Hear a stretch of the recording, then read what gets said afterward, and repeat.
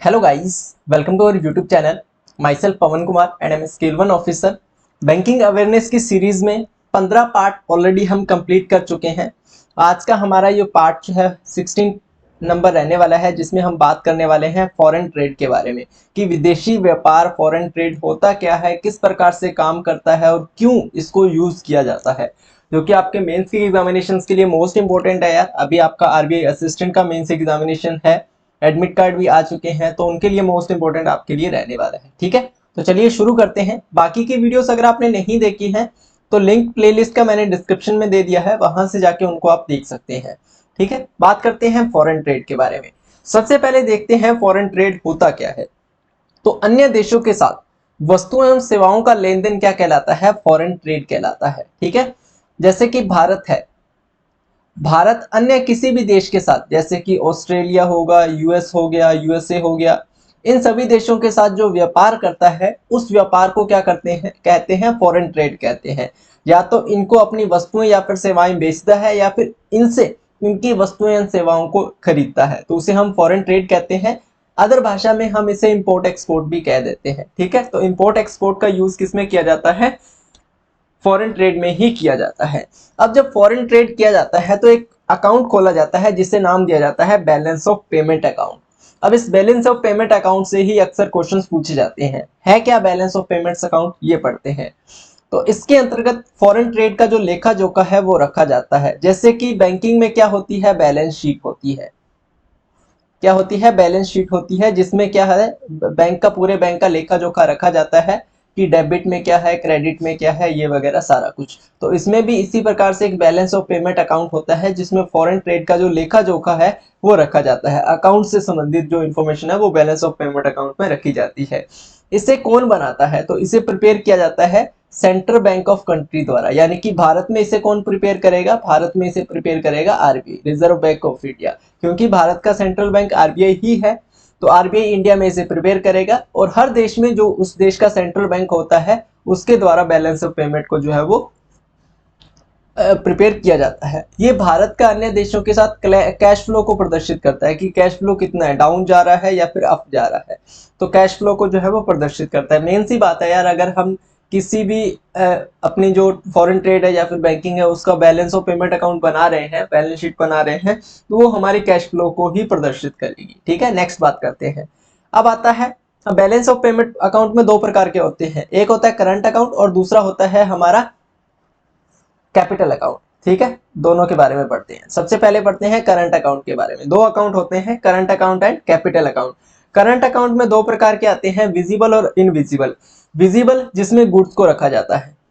Invisible में क्या आएगी, इनविजिबल में सर्विसेज आ जाएगी, इनकम आ जाएगा, ट्रांसफर आ जाएगा। जैसे कि सर्विसेज है, हॉस्पिटलिटी की सर्विसेज है, इसके अलावा भी काफी सारी सर्विसेज हैं, उनको देखा जा सकता है। सर्विसेज को देखा नहीं जा सकता, महसूस किया जा सकता है, तो वो क्या होगी, इनविजिबल। लेकिन गुड्स को विजिबल, गुड्स तो विजिबल है, उसको देखा जा सकता है, तो गुड्स क्या होगी, विजिबल। तो बैलेंस ऑफ पेमेंट अकाउंट में दो प्रकार के अकाउंट होते हैं। पहला करंट अकाउंट जिसमें दो पार्ट है, विजिबल और इनविजिबल। विजिबल में गुड्स को रखा जाता है, इनविजिबल में सर्विसेज, इनकम और ट्रांसफर को रखा जाता है। ठीक है, अब देखिए ये कैसे कैश फ्लो को प्रदर्शित करेगा। तो गुड्स में हम दो चीजें लेके चलते हैं, एक होता है इंपोर्ट और दूसरा होता है एक्सपोर्ट। अब मान लीजिए किसी दूसरे देश से हमने कोई गुड्स को इंपोर्ट किया, तो पैसे क्या होंगे, हमारे पास जो पैसे होंगे वो उनके पास चले जाएंगे। तो यहाँ पर क्या हो जाएगा, कैश फ्लो माइनस में जाएगा, डेफिसिट में जाएगा। अगर कोई कंट्री हमारे देश से एक्सपोर्ट करती है, हम उनको एक्सपोर्ट करवाते हैं, तो हमारे हाथ में पैसे आएंगे, तो यहाँ पर क्या होगा, सरप्लस होगा। ठीक है, उसी प्रकार से होगा, उसी प्रकार के सर्विसेज, इनकम, ट्रांसफर सभी जो है वो इसी प्रकार से रहता है। ठीक है, नेक्स्ट नेक्स्ट हमारा आता है कैपिटल अकाउंट। अपने करंट अकाउंट पढ़ लिया, अब आता है कैपिटल अकाउंट। कैपिटल अकाउंट में तीन चार प्रकार की चीजें रखी जाती है, इन्वेस्टमेंट, लोन और बैंकिंग कैपिटल। इन्वेस्टमेंट में भी एफडीआई और एफआईआई।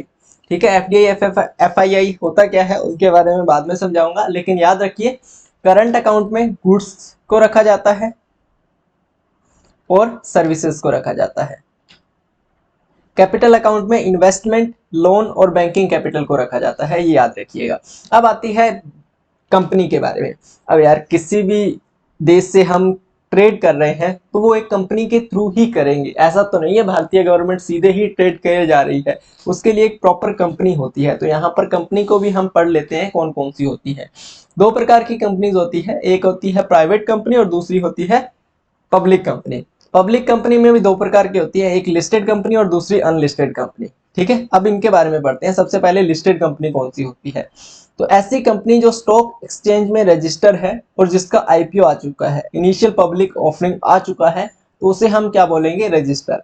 अनलिस्टेड कंपनी वह कंपनी जो स्टॉक एक्सचेंज में रजिस्टर नहीं है और जिसका अभी आईपीओ नहीं आया है, तो वो होगी अनलिस्टेड कंपनी। ठीक है, तो ये दो प्रकार की कंपनीज होती हैं, लिस्टेड और अनलिस्टेड कंपनीज। अब पढ़ते हैं एफडीआई और एफएफआई के बारे में। सबसे पहले एफडीआई, फॉरेन डायरेक्ट इन्वेस्टमेंट। होता क्या है एफडीआई? एफडीआई का मतलब है जैसे कि हमारे भारत में कोई कंपनी है, ये इंडिया की एक कंपनी है और ये एक यूएसए की कंपनी है। अब ये यूएसए की कंपनी इंडिया की कंपनी में कितना अपना इन्वेस्टमेंट कर सकती है, 50%, 25%, 20%, ये एक लिमिट होती है और इस लिमिट को ही क्या कहते हैं, फॉरेन डायरेक्ट इन्वेस्टमेंट, एफडीआई कहते हैं। ठीक है, किसी भी लिस्टेड कंपनी में अगर कोई विदेशी कंपनी 10% या उससे ज्यादा का इन्वेस्टमेंट करती है तो वह एफडीआई कहलाएगा। देखिए, अगर कोई विदेशी कंपनी भारत की कंपनी में 10% या फिर इससे ऊपर का इन्वेस्टमेंट करती है तो वो क्या कहलाएगा, वो कहलाएगा एफडीआई। और अगर इससे नीचे का होती है, 9.99% तक होती है, 1% से लेकर, तो वो क्या कहलाएगी, तो वो क्या कहलाएगी, फॉरेन इंस्टीट्यूशनल इन्वेस्टमेंट, यानी कि एफआईआई। ठीक है, वो कहलाएगी फॉरेन इंस्टीट्यूशनल इन्वेस्टमेंट कहलाएगी। अगर वही इन्वेस्टमेंट 10% से कम है तो वह एफएफआई कहलाएगा, एफआईआई कहलाएगा। एक नोट है, नोट कीजिएगा। अनलिस्टेड कंपनी जो होती है, ये तो लिस्टेड कंपनी का था, अनलिस्टेड कंपनी में जितनी भी इन्वेस्टमेंट आएगी, चाहे वो 1% हो या फिर 100%, वो सारी इन्वेस्टमेंट क्या कहलाएगी, एफडीआई कहलाएगी। क्लियर है? अब फॉरेन ट्रेड की कुछ लिमिट्स भी होती हैं, लिमिट्स को देख लेते हैं। फॉर एग्जांपल बता रहा हूँ, बाकी काफी सारी हैं। प्राइवेट बैंक में कोई भी विदेशी कंपनी अपने 74% इन्वेस्टमेंट कर सकती है, वहीं पब्लिक बैंक में सिर्फ 20% ही। डायरेक्ट टू होम यानी कि डीटीएच में 100% और इंश्योरेंस में 74% इन्वेस्टमेंट जो है वो कर सकती है। ठीक है, तो ये पूरा का पूरा आपका फॉरेन ट्रेड था। वैसे इसमें पढ़ने को और भी काफी सारे हैं, लेकिन इससे बाहर आज तक तो क्वेश्चन पूछा नहीं गया। हाँ, आप आरबीआई ग्रेड भी जैसा एग्जाम दे रहे हैं तो अलग बात है वो, लेकिन जो आपके एसबीआई, आरबीआई, एलआईसी, आईबीपीएस वाले एग्जामिनेशन है, ईएसआईसी जैसे, उनमें तो इससे बाहर क्वेश्चन जो है वो अब तक नहीं पूछा गया है, जितना मुझे लगता है। बाकी अब अगर पूछ लिया जाए तो कुछ कह नहीं सकते। ठीक है, तो ये आपका फॉरेन ट्रेड था। 16 पार्ट ऑलरेडी कंप्लीट हो चुके हैं। नेक्स्ट हम कौन सा पढ़ने वाले हैं वो मैं आपको पहले ही बता देता हूँ। कैपिटल मार्केट अभी हम नहीं पढ़ेंगे।